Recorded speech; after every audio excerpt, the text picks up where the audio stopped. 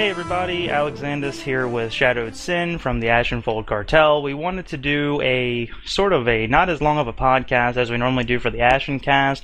We wanted to do something based around Ashenfold lore, and we were going to call this AshenMythos. Is that right, Sin? This is going to be basically a lore cast on the extensive history and lore of the Ashenfold. So yeah, basically it's the AshenMythos. Okay, so, and really what we wanted to cover were two things. Where the basic timeline of the cartel, because there was a lot of lore kind of thrown into this, going into kind of like the story that led into what the cartel is now. And then we wanted to cover something that is discussed a lot within the cartel itself, because there's a little confusion, I think, and that is the new concept that we have within the cartel called legality. But we'll get to that in a minute. So, Sin, why don't you hit it off with kind of like the history of the cartel and kind of like what led up to what it is now. The Ashenfold Cartel was originally known as the Akar Cartel, but it wasn't even called that for quite a while. What happened is in the year 900 after Exodus, that is 900 years after the gods left Ara, after Abaddon made the war against the gates of heaven in 1 BE. What happens basically is a man leaves Ara, that's the main city of the ancient land of Ur, and he travels to Ascalon and comes to settle in the land in the city of Rin.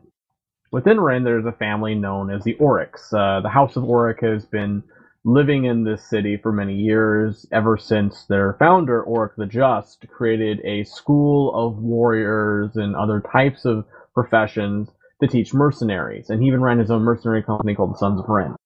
What ends up happening is the Orion man names himself Akart. He takes on a more Ascalonian name, and he marries into the family. He marries one of the daughters of Oric, and over time, the Akart family steadily subsumes and takes over the Oric family business. And so what eventually happens is they begin controlling the Sons of Rin, this mercenary company, and then they set up a banking guild known as the Akart Venture.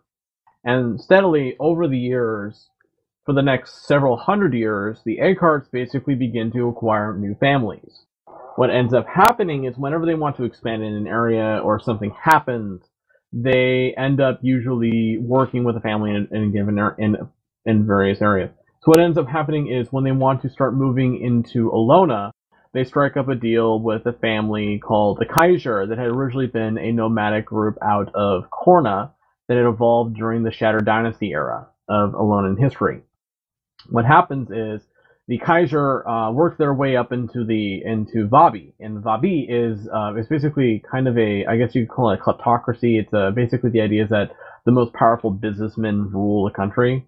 The most powerful of them tend to have the rank known as the trade princess or the merchant princess, though that doesn't tend to be a very common one. And what ends up happening is basically the Kaiser set themselves up, and then at the very far south in Kantha, you have two other families that begin gaining their power. You have the Zhang, who begin as basically this small family on Xingzhe Isle, and over time, they begin to amass large amounts of information on their rivals until to the point where they move from Xingzhe into the city of Kaineng, which is the imperial capital of the Empire of the Dragon. I know I'm kind of bouncing around here, but I'm kind of just trying to lay the groundwork here. And so what happens is the Zhang, the Kaiser, and then the Kurzik family, the Vanjarul, all set themselves up. The Vanjarul are descended, and they have connection to a small amount of jade and amber that gives their family some power as a minor house in the Kurzik Great Houses. So what happens is, over time, the Akarts begin to interact, and they acquire the Kaiser with no problem. And along with the Kaiser family, and when they marry into the Kaiser, they also gain access to the Kaiser's own company, and that's the Saffron Troop. So, and then when they gain control of the Zhang, they get the Oni Information Service, or the Oni Service. I'm not going to remember the specific name. People will probably go look at our wiki and correct us. But what happens is, the final family to fall is the Vanjarul, and when they do this, they acquire the Ember Guide, which is the Vanjarul's kind of hunting and guiding company. So what happens is, after the 5 families, that's what they're called, the 5 houses of Akart, all of them at some point are descended from this one man. And they acquire these 5 companies, these 5 company guilds, right? And so what happens is they set up a guild master to run each guild, right? So around the time of Guild Wars 1, the families have kind of risen. They've survived the loss of connection and reconnection with the other areas, and they've had to flee after the Searing into Lion's Arch, and they've begun to kind of stagnate at this point. And it's really not until, I believe, 100 years or so, or just a little bit after. It's just after the time of the Foe Fire, about 30 years or so after the Foe Fire happens in Ascalon in 1113, the Akar cartels begin to slowly fall apart. And what happens is they basically enter the second great individual in cartel history. Akart is known as the founder. He's the one who sets down all of the merchant and other concepts. The second most important figure in cartel history is the Wandering Asura. We don't know, really who he is. We just know he was basically a prodigy from the College of Statics.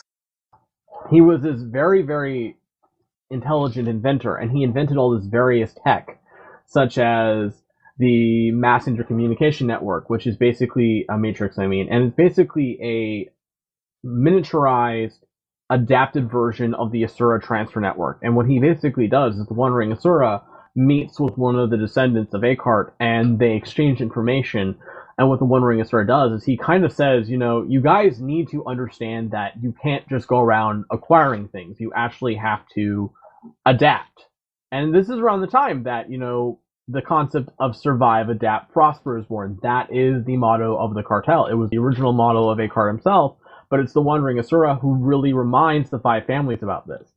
And after the Wandering Asura gives all this various technology and he sets up all these concepts, he disappears. And then you have basically what will become known as the Ashenfold. The Akart cartel goes away and becomes the Ashenfold. So right from the bat, you can already see the history of one aspect of the legality system, and we'll get into that once we finish this up here. So it's a little bit after 1120 after Exodus. The five families have risen and fallen. The Akarts have acquired various other minor families, such as the Abuzu, the Song, the Bahur, all these other little houses that have come to become under control of what are known as the families greater. They make up the vassal families or the families lesser. So at this time, the cartel is basically ran by these various nobles and merchant families.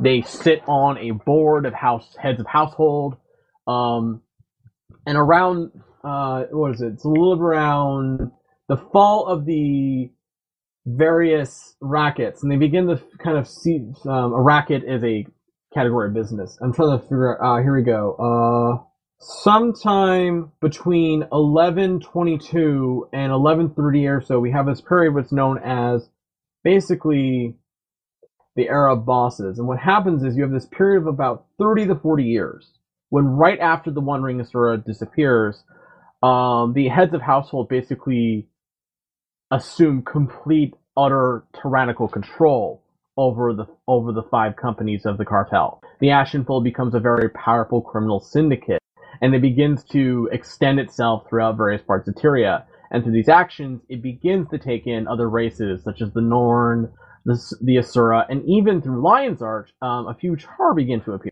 Now, at this point, the five families are basically kind of racial supremacists. They have existed at the top of power for a very long time, to the point where they really don't think anything can go wrong.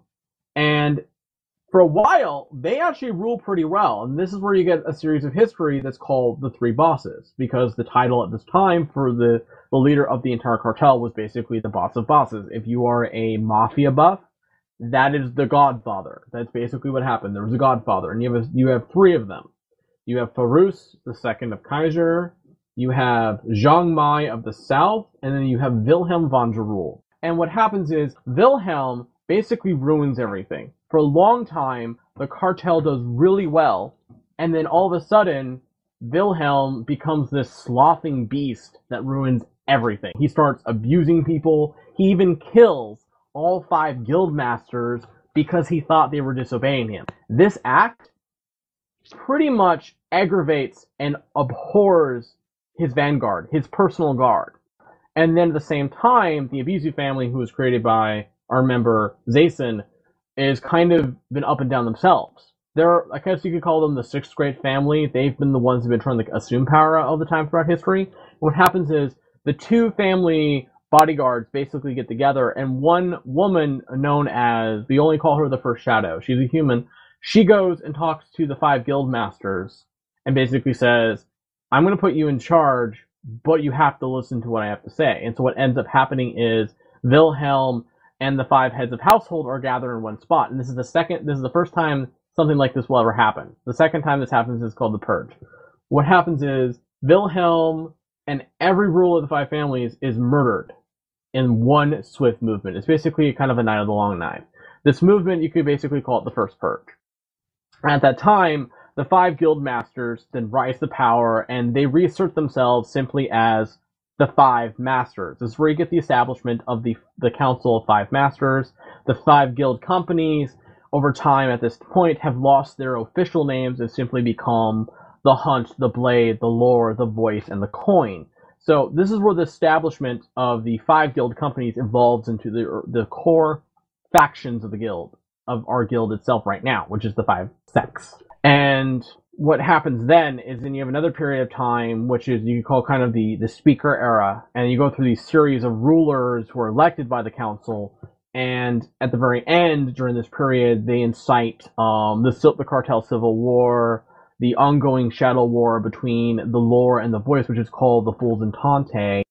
And then you also have a series of small skirmishes that happen between the coin basically backing different people, and then the Hunt and the Blade. What ends up happening is 8 or so years before the game begins in Cartel history is this boiling point leads to the Cartel Civil War. And this is at the point where we've entered an era of time known as the Era of the Fools, where there are no speakers. You just have these different councils that rise and fall with power.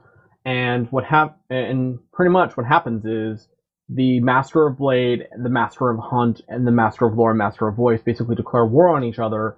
A line is drawn down the middle, and only the leader of the Coin even survives this. What happens is a large gang war, then rages across Syria in the shadows as the cartel fights against itself. And pretty much and then around the time that it starts getting pretty bad, the Shadow, because during this time, the First Shadow, she establishes the sixth sect, the sixth guild within our greater organization, and her group gathers everybody, and then she kills them all off except for the Master of Coin, because they've made a deal that he could survive if his house was defamed. So in one fell movement, during history, the Shadow twice has played Kingmaker. You know, they're the ones who put masters on the throne, and they're the ones who killed them off. And after the Purge, the cartel becomes much more conservative. There's still some bitter infighting, but the Shadow really begins to enforce the internal code of conduct, which is the Code of Entente, which dictates, ritualistic warfare, gang war, trials against each other. They begin to enforce that a lot more heavily. And so by the time of Guild Wars 2, we've really kind of seen these various masters come and go. And usually when masters used to rule for up to 20 to 30 years, like there's ones that have ruled maybe up to 20 years or 10 or 20 years. Most of these masters have ruled for like 2 because they are being killed off by their own people. The cartel is becoming utterly consumed of the upper echelons with internal fighting. And several of the current reigning masters who have survived an event we call the Night of the Falling Axe, which is when a group attacked the cartel, basically are trying to hold on to their power. They're trying to cement who they are.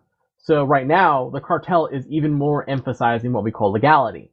So if you've been listening to my rambling, the ACAR cartel evolved through all these different dealings, and over time, it has remained a public face of the Ashenfold, and it has become the Ashenfold's criminal public face. You deal with members of the cartel at any level, and they are criminals, you will generally know them as members of the ACAR cartel. At the same time, because the Ashenfold has also acquired legal businesses, and they don't mix them together. It's like the mafia, or like any good secret society. They keep them separate. They keep a level of deniability. They put as much people between the master and the grunts as possible.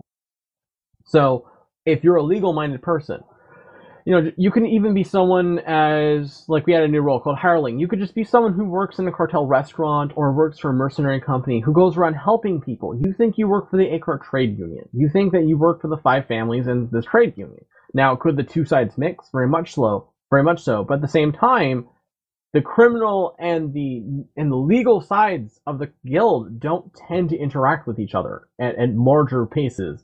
They have lies told about each other.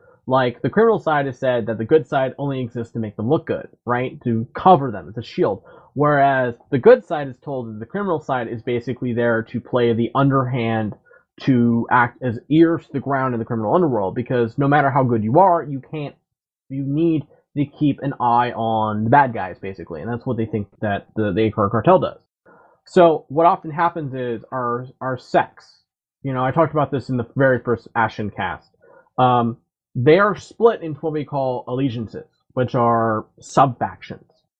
Each allegiance tends to, except for a few of them, tends to exist on a very black and white system.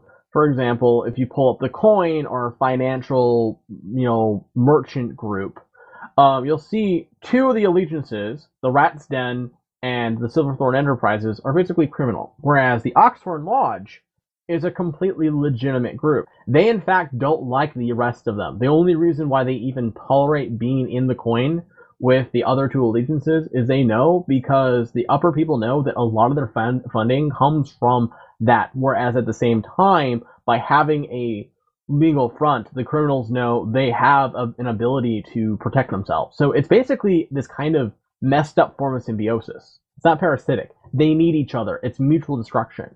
All the sects are at the same level. They often bicker, but each sect provides a resource that the others can't exist without. The coin is the major backer and financier and banker of the cartel. Without the coin, there's no money. Without the hunt, there's no one really to go and acquire stuff. The hunt itself has 2 sides. Jade Ring, which is all of your criminals, assassins, and, pirates. And then the Sword Home, which is your adventurers, your guides, your hunters, and your bounty hunters. So they exist in 2 separate worlds. Only really the upper lieutenants and field commanders and territorial rulers really know about all the inner workings. Your standard grunts, your standard cartelites, just kind of go do things.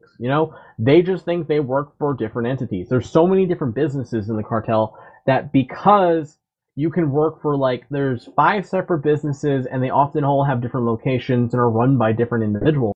The cartel's kind of like McDonald's in the way that you might work for, the McDonald's in New York, but it doesn't mean you work for you necessarily work for the same group that owns McDonald's in Seattle. They're 2 separate groups. The cartel kind of has franchises, but at the same time, it keeps an eye and keeps its hooks in everybody. So that's the history and the evolution of the cartel and how it came to be in the modern era, and kind of the idea of how legality splits down the middle. Okay, so that was a lot of information. That was a lot. I'm going to try to bring it back a second, and I'm going to try to, at least what I think is, because a lot of that I didn't know, is try to reiterate some of it, and I don't want to say water it down, but kind of give a layman's term or terminology or kind of, overview. So basically we have this guy, Acard, who he basically makes a business out of basically acquiring other businesses, and he acquires 5, right? He acquires 1, and then his descendants over time through the generations acquire different businesses. Okay, but he acquires 5, or 5 are acquired. Yes, by the family. Okay. Each of those families seems to have a different speciality, right? Yes. Okay. So, over time, leaders rise and fall, and, you have the 5 groups, which, and I'm not going to go over those family names again, because as we stand right now going into Guild Wars 2, those names don't really exist as far as what their identification is now. But each one eventually becomes, the blade, the coin, the lore, the voice, and the hunt. But as far as those are your 5 groups, but then you said that there have been 2, quote-unquote purges of the leaders of those groups. That is done by what we have created as kind of like the 6th sect, which is the Shadow. which in essence is basically, how guilds, they have their guild, their guild officers that kind of keep people in line, say, hey, follow the rules. That is in essence what the Shadow does in character for the sect. So am I going along the right path here? Yes, the Shadow could be comparable to, if I was to whip out a few groups in the real world, I guess you could compare them to groups like, they're basically a mixture of the CIA, Delta Forces, and the NSA all in one. They're basically the secret police. Okay, so Shadow are the secret police. Got it. And as far as people that would want to join the guild and they say, well, this is the cartel, I'm a good character, I don't want to join a group that's evil, that's why, the concept of legality was made. Because originally, I think that it was that, we might have a good and bad side, but entirely we were a quote-unquote, like a secret society sort of thing. Which is not I think it was not really good for publicity's sake. So the terms of legality were made. Basically meaning that each sect, if you're a warrior, you can join the Blade or you can join the Hunt. Either way, you can join almost any of them. But let's say you're a warrior and you join the Blade. If you're a good knight, you're from, you serve noble families and all that, you can, you would be probably wanting to serve the legal or the good side of the Blade, which would be, protect, a caravan might need protection, so they'll hire the Ashenfold Cartel because they know that they have a group of warriors amongst them, and they'll hire the Blade to protect their caravan as they go along. Or, maybe someone wants private bodyguards, some noble or someone, if he thinks that there's like a traitor in his midst, so he could hire us to be his bodyguards. Something along the line where this is a good, noble act, and we are not going to be breaking any laws. On the flip side, there is the illegal aspect of the cartel, that the Blade could be hired, that, they'll say, hey, there is this caravan going along the road. Those are our goods. We want them. We don't have our own people to do it, so we'll hire you to do it for us. Something along those lines, where there might, be a legal mission that they could do. There might be an illegal mission that they could do. And I think, Sin, you kind of touched on it, that usually those two groups, the legal and illegal side, will be kind of kept separate of each other, even though they don't really know that they're being kept separate of each other. Am I still going along the right path? Yes, and the fantastic thing about legality is we've actually broken it down that you can go looking. We even have a little chart that says, if you go looking, you can find this information. If you can basically, at your character's choice, you have the ability to say, I'm just gonna be the dude who works for this family or works for this company, and I protect them, or I help the noble people, or I help the people in the village, or I'm a seraph, and I don't want to do anything. Or I can be the seraph who's curious about where all this money's coming from and goes a little too far and gets stuck between the rock and the hard place and ends up learning about some terrible and good things. See, the thing about the cartel is it's not good or evil. It's an amoral organization that all of its alignment is defined by those in power. So a good person can rise to power and change the entire cartel. An evil person can rise to power and change the cartel. A completely true neutral person could rise to power and make everything ultra conservative if they wanted to. It's all dependent upon the characters in the guild itself, not the guild actually having an alignment. Okay, so, and that's kind of what it boils down to, because I've received plenty of questions from members and non-members alike asking about, is this a good guild, is this a bad guild? And really, the answer to both is no, we're not a good guild. No, we're not a bad guild. Or you can say, yes. Usually I'll say no, but really you could say yes. Yes, we are a good guild, but at the same time, yes, we are a bad guild. So either way works, and there's pretty much, we have something for everybody as far as whatever type of character you want to play. And each sect will kind of break it down so that if you are a fan of a large guild, well, guess what? The cartel itself might have a lot of members, but within that sect, you kind of have a smaller group that you're going to be focusing on, and that you're probably going to be hanging around with, or RPing with, or doing missions with a lot more. So, there's also both sides to that. So, I mean, they're really... I tried to explain it as simple as I could, but that's kind of what it boils down to. As far as the history, we had 5 families. They became 5 different sects. Each one has a specialization. You have things that, for like the blade for your warriors. They have the hunt for obviously your hunters. There's the coin, which seems to be in the middle of it all. Really dealing with money, because of course everybody's going to want money on their side. So hopefully they don't choose any one side, because then that'll just make it worse for the rest of them. Have I kind of hit on every single thing there, and kind of at least try to make it as simple as possible, Sin? The thing about the history of the cartel in and of itself is we're going to have to do more podcasts just covering like the plot, and then we're going to have to do another podcast just about the families existing as a secondary faction, the same as the Dragon Cults. The cartel has basically, it's like a White Wolf game or any good RPG. It has your core roleplay information. And then there's all this supplemental stuff that if you're a really, really, really big lore person, you can dig into and just roll around it. But if you want to, if you just want to stick with your simple core character, you can. That's why I love the cartel, and that's why I love our members of the cartel. It's basically kind of its own separate, enhanced aspect of Guild Wars 2. We don't write lore that stands outside Guild Wars 2. We wrote a mythos that's within the Lands of Tyria that enhances it, but is its own little pocket of fanon, if you will. Okay, so, and here's the one question, and I'll kind of make this in closing. The lore of the cartel, and I know we've gone over a lot of it today, guys, so if you're still listening at this point, then you've done a great job, because there's been a lot of information that's been covered. But here's really the one final question I'll end with this. Is all of this lore that we've covered, and all the lore of the cartel, is it required reading if you want to join the cartel? Do you have to know everything? No. All you need to know is what sect you want to play, what role you want to do, and we'll get into that someday, because I think we're probably going to have to do an entire podcast just about sect, role, and all those internal systems. All you need to do is basically figure out what kind of character you are, and then just carefully read the lore and look for what stands out to what fits your character. Let the character tell you who they are. Alright, well, I'll leave it at that, and thank you for listening, guys. And again, I'm Alexandus, here with ShadowedSin with the Ashenfold Cartel, and hopefully we'll see you next time.